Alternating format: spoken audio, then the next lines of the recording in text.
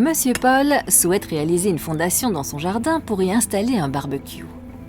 Il se rend chez son vendeur de matériaux de construction le plus proche. « Je dois faire du ciment dans mon jardin », explique-t-il. Le vendeur fronce les sourcils et lui répond « Mais on ne fait pas de ciment dans son jardin, monsieur Paul. On fait du ciment dans une cimenterie. Ce que vous allez faire dans votre jardin, c'est du béton. » Monsieur Paul est étonné. Le vendeur lui explique. Le ciment, c'est comme de la farine. Cela sert à faire du pain. Il y a autant de sortes de ciment que de farine et de pain, vous avez compris? Monsieur Paul ne semble pas saisir.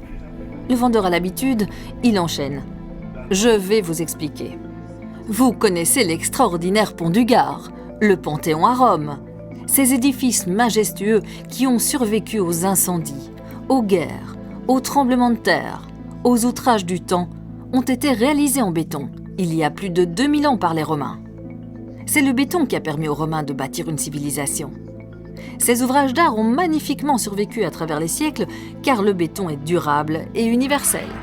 Sur la planète, le béton est le matériau le plus utilisé par l'homme après l'eau. 6 milliards de mètres cubes sont coulés par an. Il est omniprésent dans notre vie de tous les jours. En Belgique, 6 millions de tonnes de ciment sont fabriquées par an, ce qui représente 540 kg de ciment par habitant. C'est un record européen. Grâce à son énorme masse, il accumule et stocke la chaleur. On peut également réaliser des maisons passives en béton. Il est utilisé pour l'assainissement et l'environnement puisqu'il permet de stocker de l'eau et de construire des stations d'épuration. Modulable à souhait, on peut lui donner toutes les formes imaginables.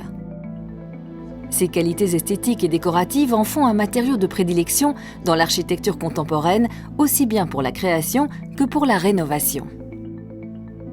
Il peut être coloré, imprimé avec des motifs, translucide grâce à la fibre optique, ou même servir de papier peint pour renforcer des murs. Si on lui ajoute du dioxyde de titane, on peut créer des façades auto-nettoyantes qui purifient l'eau, le sol et l'air. Et pour couronner le tout, le béton est également recyclable. De quoi est composé le béton? Pour fabriquer du béton, il faut mélanger différents ingrédients à froid, ce qui nécessite très peu d'énergie de fabrication.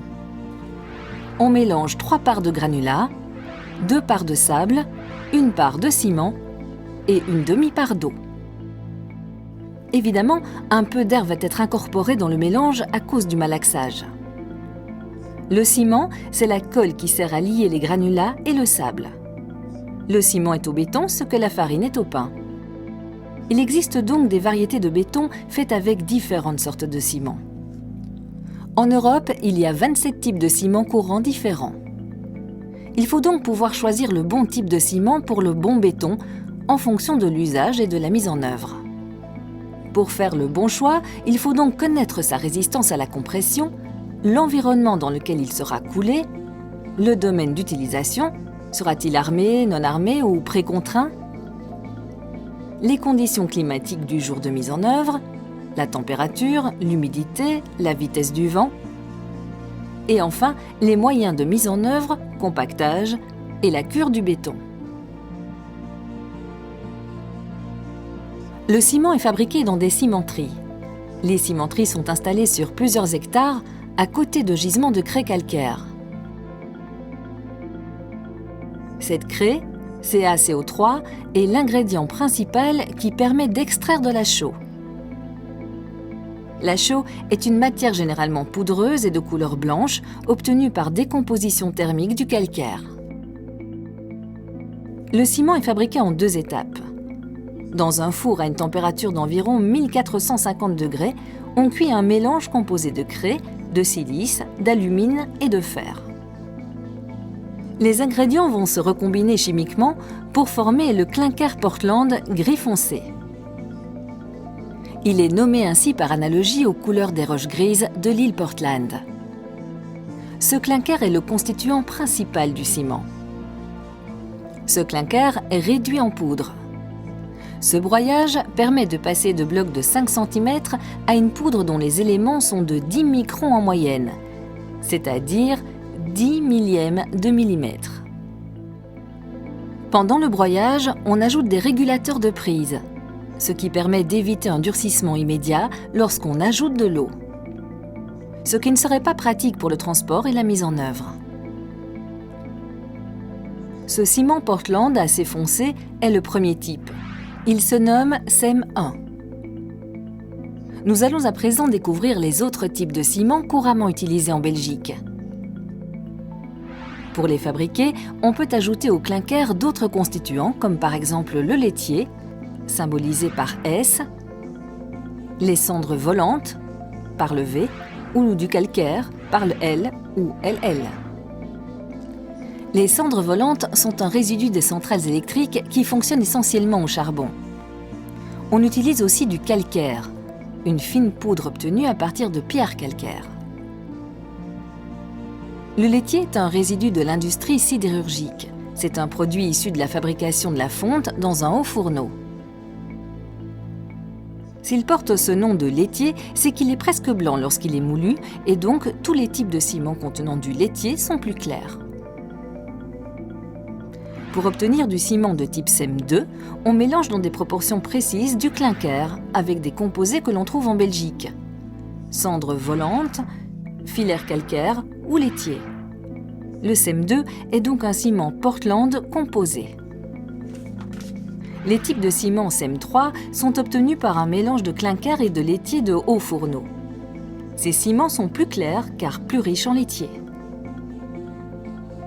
Pour le CEM 5, on mélange du clinker avec des cendres volantes et du laitier de haut fourneau.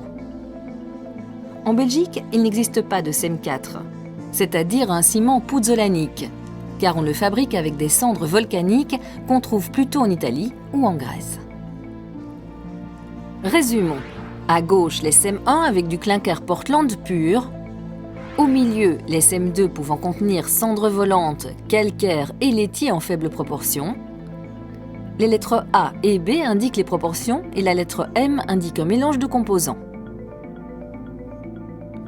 Pour les CEM 3, c'est pareil. On indique les différentes proportions de laitier de haut fourneau avec les indices A, B ou C.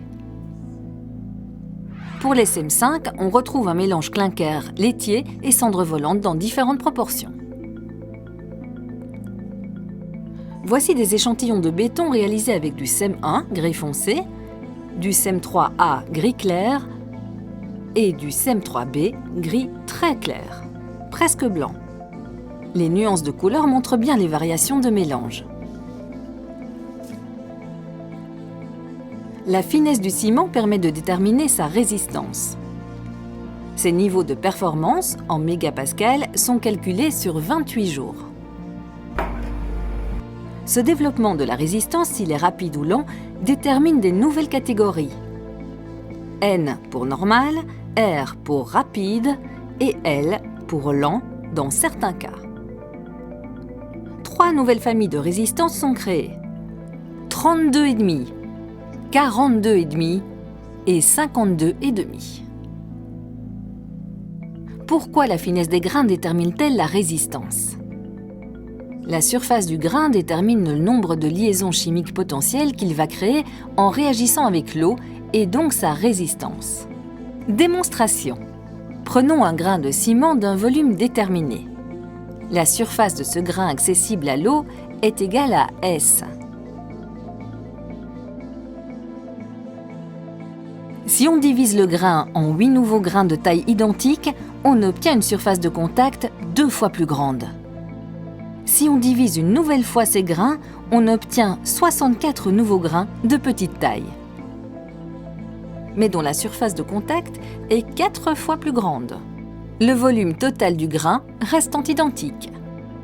En résumé, le volume de ces 3 grains est identique, mais la finesse de broyage permet d'augmenter la surface de contact de 2 à 4 fois.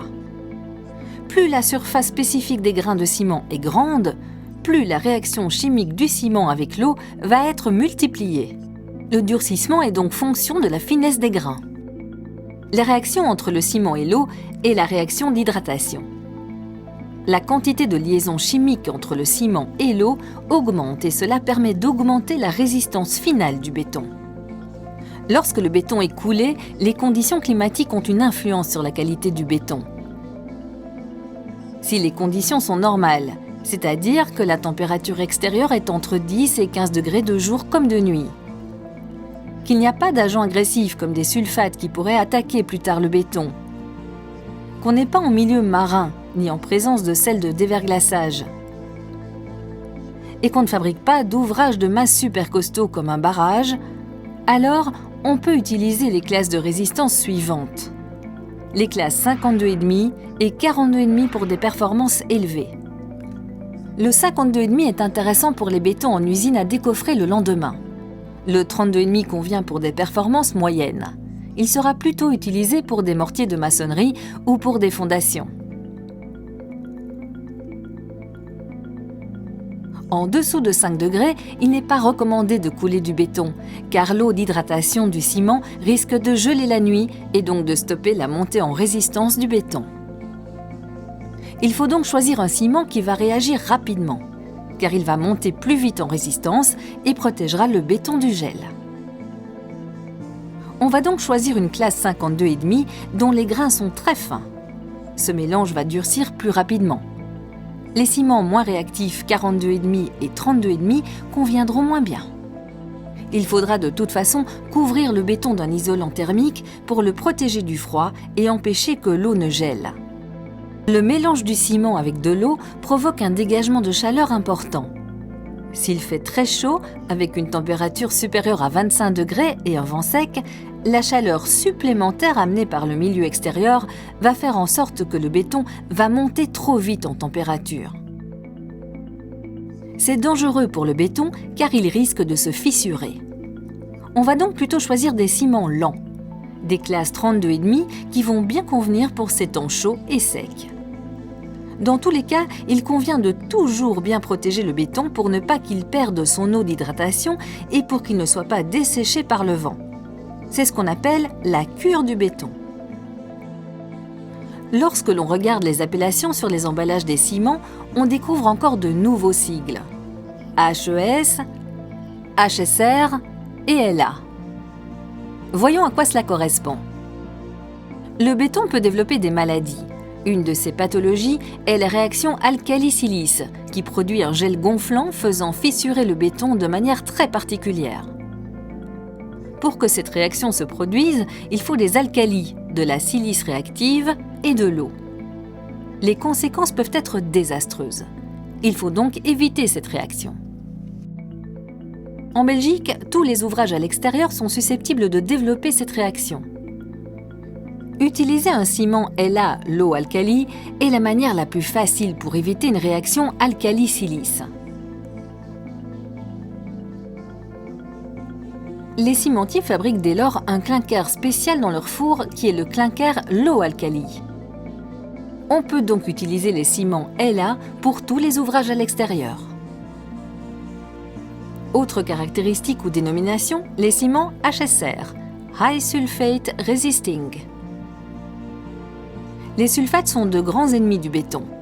On trouve ces sulfates dans les eaux usées, les égouts, les stations d'épuration, dans les sols avec du soufre, dans l'eau de mer.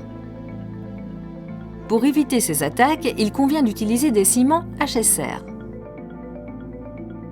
Les ciments Low Heat, LH, développent peu de chaleur d'hydratation. Ils sont utilisés pour construire des ouvrages de masse, barrages et centrales nucléaires, constitués de très grosses épaisseurs. Les énormes quantités de béton utilisées vont dégager beaucoup de chaleur. Pour éviter des fissures d'origine thermique, on utilise des ciments LH. Ils dégagent très lentement leur chaleur et cela permet de diminuer d'autant plus le risque de fissure. Et enfin, nous avons les ciments HES pour High Early Strength. Les HES sont surtout utilisés en préfabrication parce que les bétons doivent être décoffrés très rapidement pour obtenir du rendement et de la productivité. Lorsqu'une usine fabrique tous les jours des éléments préfabriqués, il faut que le lendemain, lorsque les ouvriers arrivent, les pièces soient suffisamment résistantes pour être levées et pour aller tranquillement terminer leur maturation. Pour résumer, on a vu les types de ciments. les différentes proportions des composants, les différentes classes de résistance du ciment et la rapidité de montée en résistance. À présent, nous avons les dénominations complètes des différents types de ciment disponibles en Belgique. Et maintenant, quelques conseils. Retenons que la demande en eau du béton varie notamment avec la finesse du ciment et des autres particules fines, comme le sable, mais aussi avec la température extérieure et celle des ingrédients. Retenons également que pour une meilleure durabilité en milieu agressif, nous utiliserons du ciment avec du laitier de haut fourneau, qui protège particulièrement bien le béton dans ce type d'environnement hostile. Il faut également protéger le béton du froid pour que la réaction chimique du ciment avec l'eau se produise. En cas de grand froid, les coffrages sont isolés, laine de verre ou tente chauffée, et doivent rester en place jusqu'à ce que le béton soit suffisamment résistant. La sensibilité à la cure varie aussi en fonction de la composition du ciment. Les ciments Portland ne sont pas très sensibles à la cure. Par contre, les ciments de haut fourneau sont très sensibles à la cure. Si l'eau s'évapore, le ciment ne durcit pas et le béton ne sera jamais robuste. Le CEM 1, rien qu'avec du clinker, est essentiellement utilisé en préfabrication, grâce à son durcissement rapide et à une résistance élevée à court et moyen terme. Il pourra également être utilisé pour le béton prêt à l'emploi en hiver. Pour les CEM 2 avec des cendres volantes, le durcissement sera plus lent. Le mélange est très onctueux et pourra facilement être mis en œuvre pour de la maçonnerie et du rejointoyage réalisé avec du mortier, qui est un mélange de ciment, de sable et d'eau. Par contre, ce ciment est très sensible à la dessiccation. Il faut donc éviter qu'il ne perde son eau à cause d'un vent sec et du soleil. Généralement, de type 32,5, les grains sont assez gros et ils ont tendance à lâcher leur eau. Pour la famille des CEM 3, ciment de haut fourneau, le durcissement est moyen puisqu'il y a moins de clinker réactif selon les proportions. La résistance est bonne à moyenne échéance et la chaleur d'hydratation est faible. Ce sont des ciments LA, low alkali, donc on diminue le risque de réaction alkali-silice. Ce sont des ciments clairs, très sensibles à la cure. Il faut donc bien les protéger. Ils résistent très bien à de nombreuses agressions chimiques. On y retrouve également les caractéristiques HSR et LH.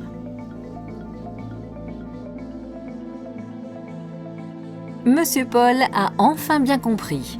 On ne fabrique pas de ciment dans son jardin, mais on fabrique du béton ou du mortier. Monsieur Paul a aussi compris que la réalisation d'ouvrages en béton requiert un minimum de connaissances et le respect des prescriptions techniques. Le bon choix du type et de la classe de ciment, ainsi que de sa mise en œuvre dans les règles de l'art, va conditionner la durée de vie et la qualité du béton. Monsieur Paul va à présent pouvoir choisir le ciment idéal pour fabriquer son super béton pour la bonne application dans le bon environnement et en fonction des conditions climatiques. Faites le bon choix, Monsieur Paul, et bon travail!